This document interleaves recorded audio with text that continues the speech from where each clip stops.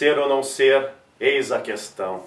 A questão é que o auland.com.br está aqui para auxiliar todos os alunos do Brasil para qualquer processo seletivo, tanto vestibular quanto Enem. Vocês vão perceber que literatura não é tão difícil assim, ela pode ser até divertida. Seguinte, gurizada, eu sou o Bira, professor de literatura, e vou trabalhar com vocês nessas próximas aulas todas as características, autores, obras da literatura brasileira. E isso vai facilitar tanto o estudo para qualquer universidade federal do Brasil, quanto para o Enem. E hoje eu pensei o quê? Pensei em fazer uma introdução da literatura brasileira com vocês, ou das características gerais da literatura, para que isso auxilie no andamento das demais aulas. O que vai acontecer?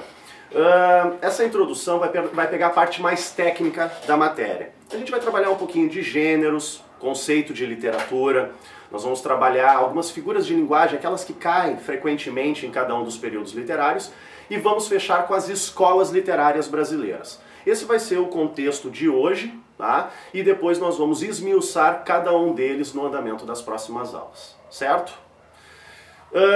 Então tá, vamos lá, introdução à literatura. Eu vou fazer o seguinte, ó. O que é literatura? Qual é o conceito de literatura? Porque a literatura tem aquele receio, né, aquele medo, leituras obrigatórias, nós temos que ler livros que nós não estamos acostumados, aqueles Machados de Assis da vida, né? Mas, cara, na verdade tem a facilidade da literatura, da visualização de cada uma das obras, elas têm dicas, tem ali uns detalhezinhos que podem ajudar vocês em cada um dos processos. Então assim, ó, conceitos existem muitos. Eu peguei alguns aqui para mostrar para vocês, só para dar um panorama geral da matéria. Tem uma visão do Aristóteles que diz que a arte literária é mímese, imitação. Ou seja, ela imita a vida, imita a realidade. No realismo ou na ficção, mas imita a realidade. Ela pode ser engajada, pode usar do humor, da paródia, né? Pode usar dos sentimentos, a subjetividade, mas no geral a gente sabe que a literatura trata de algum contexto em que esse autor está inserido. Então a gente tem que entender um pouco da biografia desse autor, entender a história, né, daquele momento, ou seja, aquele contexto que ele está inserido, e aí a obra não fica tão difícil assim, ok? Outras visões da arte literária é saber usar a língua artisticamente, deixando transparecer a beleza, a harmonia, o estilo próprio de cada autor. Eu acabei de falar sobre isso, né? Escrever um texto em busca da beleza estética dentro de um determinado contexto. Contexto sempre contexto histórico, tá, pessoal? Então, na verdade, é a arte da palavra, né? Só não esqueço que nem sempre houve escrita. Então a literatura, por vezes, no seu início, era oral, a tradição oral. Então agora, a partir do momento que aparece a escrita, vai para o papelzinho os textos, ok? Então, basicamente é isso sobre a literatura. Só não esquecendo, pessoal, que diferente das demais disciplinas, que são ciências, a literatura, ela, além de uma disciplina, ela é uma arte. Não esqueçam disso, uma arte, tá? Então, vamos fazer o seguinte. Literatura, todo texto pode ser considerado um tipo de literatura, mas a literatura arte plástica, ela tem uma linguagem própria. Que linguagem é essa? Se vocês notarem aqui, ó, na nossa TVzinha, linguagem conotativa. Tá? O que é a linguagem conotativa? É aquela linguagem que tem múltiplas interpretações. Ou seja, cada pessoa vai interpretar uma passagem de um texto conforme as suas características, a sua bagagem, o seu tempo de vida, a sua leitura, enfim, as suas informações no seu determinado contexto, ok? Qual é a diferença então da linguagem conotativa para a linguagem denotativa? A denotativa são todos os demais textos informativos, por exemplo, uma receita de bolo, ou então uma bula de remédio. São textos que tu vai lá e só tem uma interpretação. A receita de bolo é o quê? 2 ovos, uma xícara de farinha. Tu não tem como interpretar outra coisa. Agora, meu coração explode ao te ver. Pô, tu pode interpretar muitas informações nessa frase. Então a linguagem é conotativa. Não esqueçam, linguagem literária conotativa é uma linguagem pessoal, única, exclusiva, tá? E uma linguagem que sempre está inserido sentimentos. Sentimentos de quem está passando para nós, ok? A linguagem denotativa é uma linguagem impessoal, direta, objetiva. Não tem muitas interpretações, normalmente uma somente, tá? E é uma linguagem informativa, apenas para passar informações para nós. Tranquilo, gurizada? É isso aí? Então tá. Outra coisa importante aqui. Vamos para cá. Os gêneros literários basicamente são os tipos de literatura produzido. O que significa isso? Todos os textos são semelhantes? São iguais? Nós sabemos que não. Uma poesia é diferente de uma peça de teatro. Uma peça de teatro é diferente de um romance. Então, na verdade, como eu comentei anteriormente, Aristóteles, o filósofo grego, ele dividiu as artes. E quando chegou na literatura, ele também a dividiu. O que ele fez? Colocou por um lado o gênero dramático, colocou para o outro o gênero narrativo e centralizou o gênero lírico. Basicamente, essa divisão nos facilita a compreensão, o entendimento da literatura como um todo. Toda produção literária feita, produzida pelo ser humano, ela se enquadra em algum desses três tipos. Tá? Então assim, basicamente para nós sabermos o que é cada um dos gêneros literários é o seguinte. Gênero narrativo. O gênero narrativo, ele mostra um mundo externo. Alguém narra ou conta alguma história para nós. Pode ser em primeira, terceira pessoa, o narrador pode ser onisciente, onipresente, ou seja, ele sabe o que está acontecendo, está nos contando essa história, ok? Não esqueçam também que essa narração ela pode ser realista, mostrar uma informação que realmente está acontecendo ou que houve e dá o parecer, a visão do autor, ou ela pode ser uma ficção.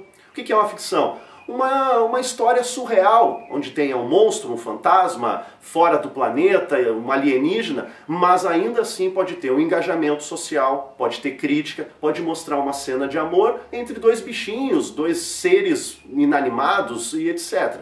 Mas não deixa de ser narrado para nós. Então, basicamente, o gênero narrativo é isso. Nós temos alguns tipos de gêneros narrativos, de produção de gênero narrativo. O romance, que é um texto mais longo, tem um número de personagens elevados, né? Nós temos também um enredo mais extenso. Espaço, a geografia, o local onde ocorre também é extenso. E nós temos, além do espaço, o tempo. O tempo é a época que ocorre, ok? A época pode ser um dia, né? 24 horas, pode ser um ano, ou como, por exemplo, O Tempo e o Vento, do autor Érico Veríssimo, que é a formação do Rio Grande do Sul, 250 anos. Ok? Nós temos o conto e a novela, que são dois tipos de narrativas menores em comparação ao romance. Tem menos personagens, né? O espaço-tempo é mais curto, é reduzido, e o tempo é variável. Tá? Nós temos também a fábula. A fábula é uma narrativa interessante que normalmente os personagens são bichinhos. Tá? Porque a fábula tem como cunho uma lição de moral. Fábulas normalmente são direcionadas a crianças, uma história de niná que passa alguma informação, ok? Recentemente tem uma discussão sobre crônica. Aonde é que nós inserimos a crônica? Como ela não é lírica, ela não é dramática, daqui a pouco a gente pode encostar ela, com boa vontade, ali no gênero narrativo. Mas na verdade é uma par, tá? Vou fazer um asterisco aqui. A crônica é um texto curto, normalmente pessoal, uma visão do cotidiano. Muitas vezes ele é até banal, pode ser de tom político, como pode ser de tom de humor, né? Sem problema algum. Nós temos um grande cronista no Rio Grande do Sul chamado Luiz Fernando Veríssimo, né? Bem conhecido e reconhecido mundialmente, diga-se de passagem.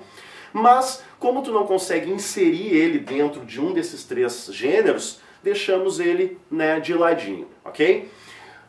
Narrativo, basicamente é isso que nós precisamos saber, tá? Uma história narrada ou contada para nós. Feito? Gênero lírico. Cara, aqui vem o grande problema, né, dos gêneros literários. Por quê? Porque o gênero lírico está diretamente ligado à poesia, pessoal. E a gente sabe que poesia é difícil, é complexa. Por quê? Porque mexe com a subjetividade. Ou seja, o autor ele tenta externar para nós algo que ele está sentindo, algo que ele está pensando naquele momento, naquele contexto que ele vive. E aí entra a linguagem conotativa que nós estávamos falando. Nós, os interlocutores, quando nós vamos ler um poema, ele fica mais complicado. Por quê? Porque a gente tem que tentar entender, tentar chegar próximo àquele sentimento, aquilo que ele está sentindo no momento que ele transpôs para o papel. Então por isso que poesia é difícil. E tem mais um outro probleminha. O fazer poético, ele tem regras. Rimas, estrofação, métrica, que é digamos assim, a receita de poesia, de quem quer fazer um grande soneto, de quem quer fazer um verso alexandrino, uma redondilha maior, uma redondilha menor.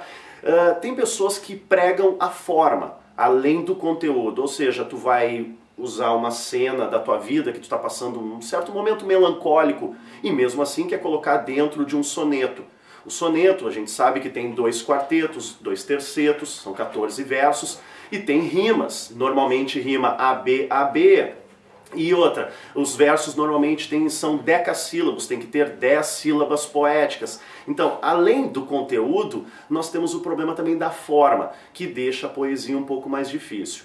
Para terminar, o gênero lírico também está diretamente ligado ao eu lírico, ou seja, o que eu sinto, o que eu penso, é o eu interior.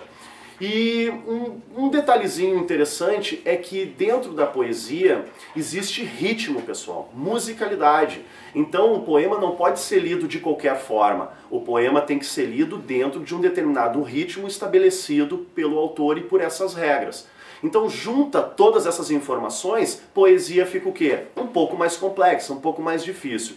Mas no andamento das aulas eu vou mostrar para vocês que não é tão difícil assim quando nós formos analisar alguns poemas de alguns poetas e até mesmo leituras obrigatórias de universidades Brasil afora. Vou dar dicas para vocês para essa leitura, certo?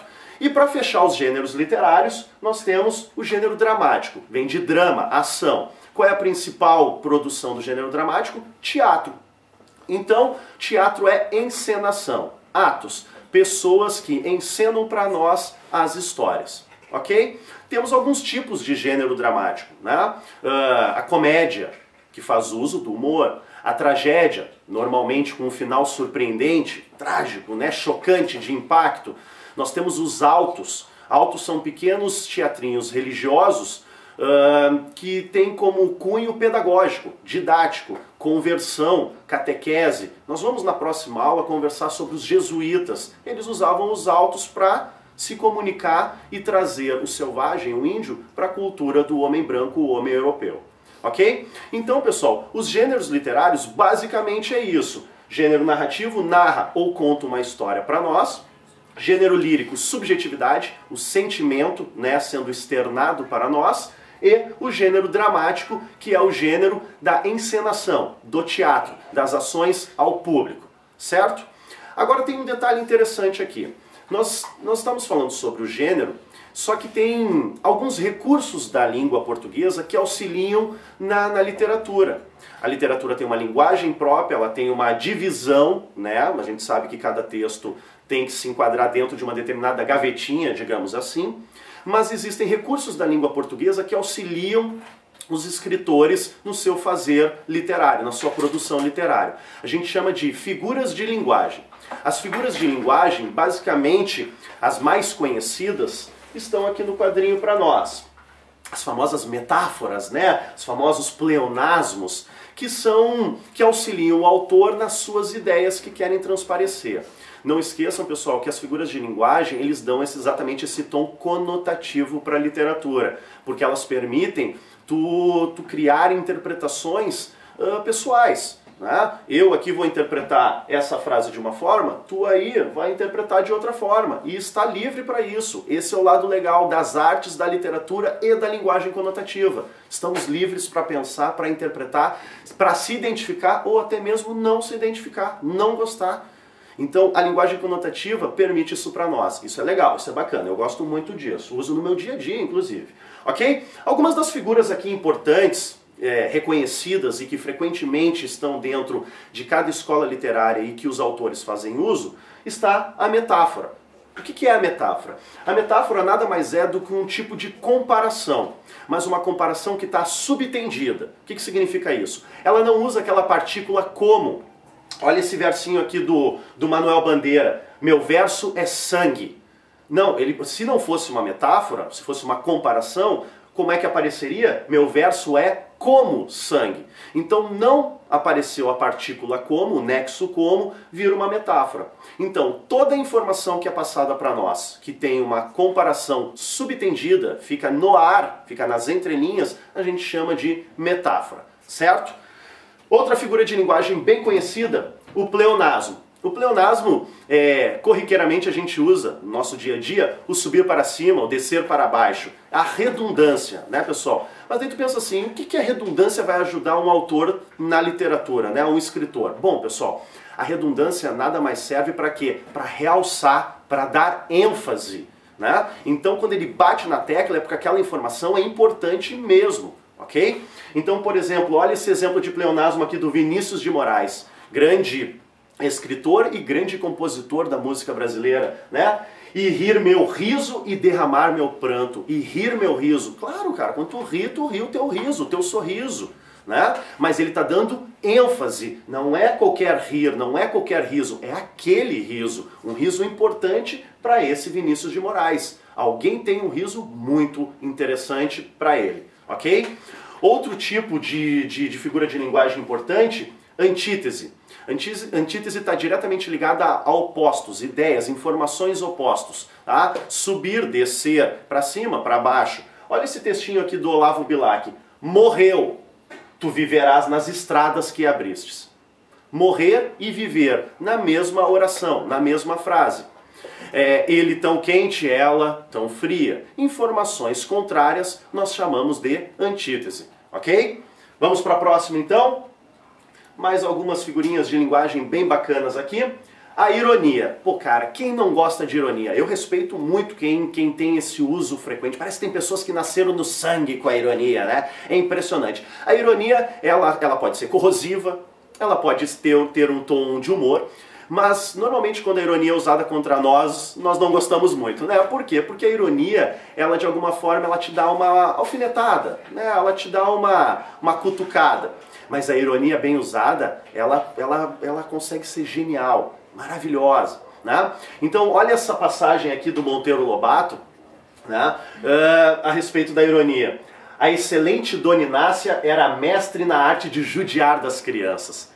Olha só, cara, mestre na arte de judiar. Ou seja, a ironia está diretamente ligada numa informação que tu passa, mas que tu quer dizer exatamente o contrário. Não confunda com antítese, pessoal. Antítese são informações na mesma oração diferentes.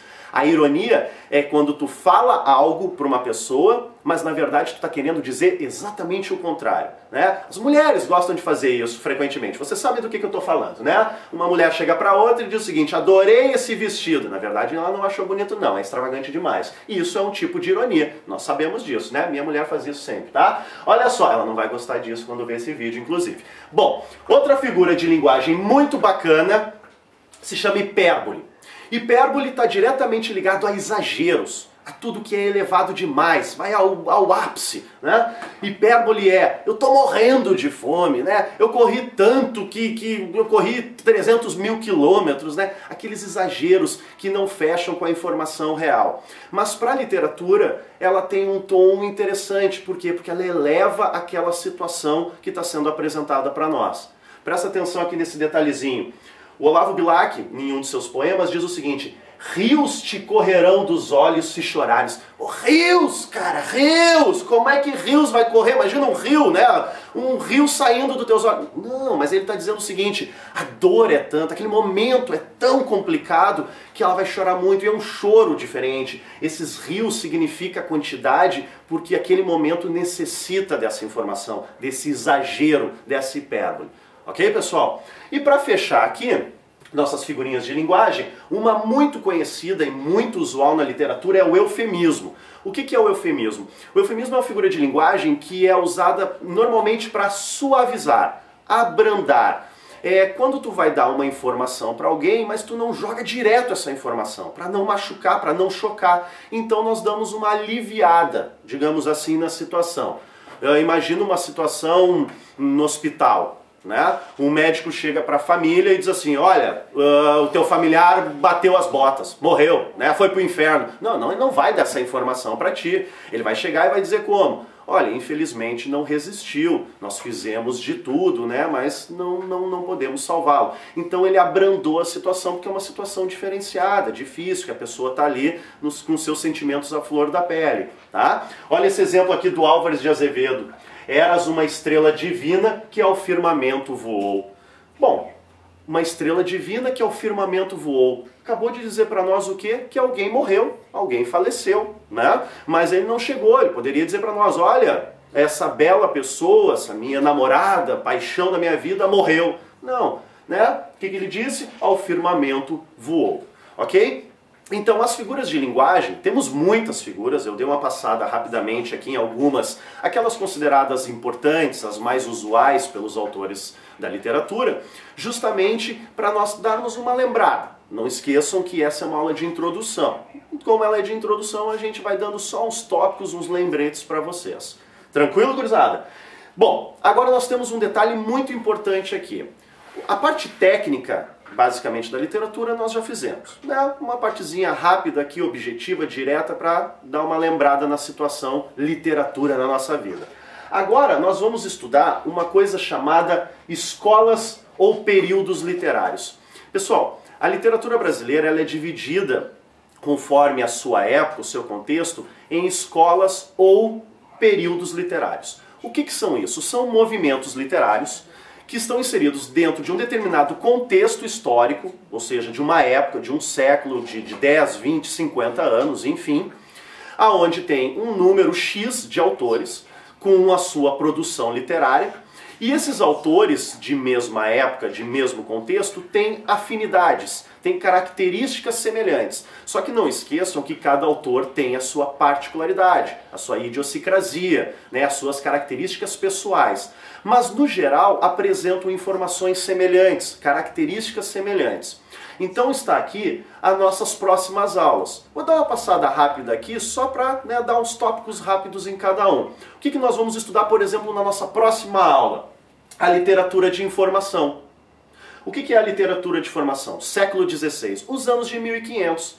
Os anos de 1500 a gente sabe que é a época da descoberta do Brasil, nós vamos conversar sobre isso na próxima aula, né? Nós temos aqui a Carta de Pero Vaz de Caminha, nossa certidão de nascimento, né? O primeiro texto escrito nesta terra, nessa terra que logo depois vai se chamar Brasil, né? O Barroco vem um século depois. Nós temos no Barroco um período de conflito, de choque, que é influenciado por choques religiosos. Nós vamos ter um autor interessante nesse momento chamado Gregório de Matos Guerra, que inclusive é leitura obrigatória na Universidade Federal do Rio Grande do Sul. Ok? No século XVIII, os anos de 1700, nós temos o arcadismo ou o neoclassicismo. É um período que vai ser influenciado pelo ciclo de ouro, que é o objeto que o europeu veio buscar aqui lá em 1500 e acaba achando em abundância aqui em 1700. E também nós vamos ter um movimento muito importante chamado Inconfidência Mineira, que vai influenciar muito os autores de sua época. Tá? Esses três primeiros períodos, notem que cada um deles está inserido dentro de um século, né? Isso didaticamente facilita o nosso estudo para o futuro vestibular e o Enem, né? É chamado de época colonial ou período colonial brasileiro. Vocês sabem, vocês vão estudar em História do Brasil, aqui pelo aulaad.com.br, vocês vão, é uma época que vocês vão bater na tecla colônia, Brasil colônia de Portugal. Ok? Então esses três períodos nós vamos analisar cada um dentro do seu século, com os seus autores e as suas obras, e respectivas características. Certo? Seguindo aqui nas escolas literárias, nós vamos sair da era colonial e vamos ir para a era nacional. Pessoal, todos esses períodos da literatura brasileira agora estão inseridos dentro de um momento chamado nacional. Por quê? Porque a partir do século XIX, ou os anos de 1800, nós temos a chegada da família real, o Império Brasileiro, que vocês também vão se aprofundar em História do Brasil. Então, como nós temos um imperador aqui, a família real aqui, a independência do Brasil, se cria uma ideia de nação, nacionalismo. Então, a partir do romantismo, que é o primeiro período da primeira metade do século XIX, começa a nossa era nacional. ok? O romantismo está diretamente ligado a se apegar a essa terra e aos sentimentos, ok? Nós temos várias fases da poesia, né? Nós temos o romance romântico, nós temos o teatro romântico, e nós vamos analisar cada um deles, ok? Primeira parte do século XIX, ou primeira metade do século XIX, certo? Logo depois, ainda no mesmo século, vai ter o realismo e o naturalismo. Também temos o impressionismo. Esses três períodos, ou escolas literárias, eles vão ocupar a segunda metade do século XIX. E eles estão diretamente ligados por uma característica que é antirromântico. Ou seja, não serve mais as características do romantismo, e sim mostrar a realidade, né? Mostrar com verossimilhança, mostrar a realidade como ela é. Aí vai aparecer um grande escritor, o maior escritor do século XIX, um dos maiores escritores da literatura brasileira, chamado Machado de Assis, que também tem leitura obrigatória aqui na Universidade Federal do Rio Grande do Sul. E frequentemente é leitura obrigatória ou questões em todas as universidades Brasil afora. E cai também muito no Enem. Enem adora Machado de Assis. Quem não adora Machado de Assis? Né? Nós gostamos, eu sei que tu gosta também. Né? Cara, ainda no século XIX, mas mais pro finalzinho, assim, digamos lá os últimos 15, no máximo 20 anos do século XIX, vão aparecer dois períodos literários na poesia. O parnasianismo e o simbolismo. Dois períodos literários que se confrontam. O parnasianismo produz no Rio de Janeiro, tem como figura central Olavo Bilac, e o simbolismo ele sai do eixo central, sai da capital Rio de Janeiro. Ele vai mais para Santa Catarina, Rio Grande do Sul, interior de Minas Gerais, que mais se aproxima ali da capital. Temos como figura principal no simbolismo Cruz e Souza. Nós vamos nos aprofundar neles, fiquem tranquilos. Outra coisa, são dois períodos literários poéticos, líricos, como eu falei para vocês. Então nós vamos analisar os poemas deles e vocês vão ver que não é tão chato assim, não é tão difícil. Eu vou dar umas dicas que vai auxiliar muito vocês. Tranquilo? Para fechar, pessoal, nós temos o pré-modernismo. Notem que eu botei um asterisco aqui. E ele é o único que tem uma data também já pré-estabelecida, de 1900 a 1922. O que significa isso? De todas as escolas que nós vimos, e depois vamos ver o modernismo, o pré-modernismo é a única que não é uma escola literária, não é um movimento literário. E sim é um momento histórico onde muitos autores diferentes, com características diferentes, e o que assemelham-se neles, em cada produção de cada um deles, é o regionalismo. Por isso que nós não chamamos de escola literária. Nós chamamos de um contexto histórico. 22 anos onde inúmeros autores de gabarito, produziram, né, mas não é considerado uma escola literária, ok? E notem também que a partir de 22 até os dias atuais vai adentrar o modernismo. Nós vivemos o modernismo hoje, né? Tem quem chame também de literatura contemporânea, mas ainda estamos dentro do modernismo. O que acontece no século XX, pessoal? O contexto do século XX ele é muito forte, ele é impactante. Em 1922 vai ocorrer a Semana de Arte Moderna, em São Paulo, que é um momento importante para as artes brasileiras. Mas não esqueçam também que no início desse século nós temos duas guerras mundiais, um momento trágico da história, né? Nós temos também a ditadura Vargas aqui no Brasil, logo após, e nós vamos ter, mais para o final do século, a ditadura militar. Ou seja, momentos difíceis, duros, que vão influenciar exatamente a produção literária. E aqui vai aparecer a nata da literatura brasileira. No modernismo, pessoal, só para dar um parâmetro geral para vocês, normalmente ele é visto em três fases. Uma primeira fase que vai de 1922 a 1930, uma segunda fase que vai de 30 a 45, e uma terceira fase que vai de 1945 até os dias atuais.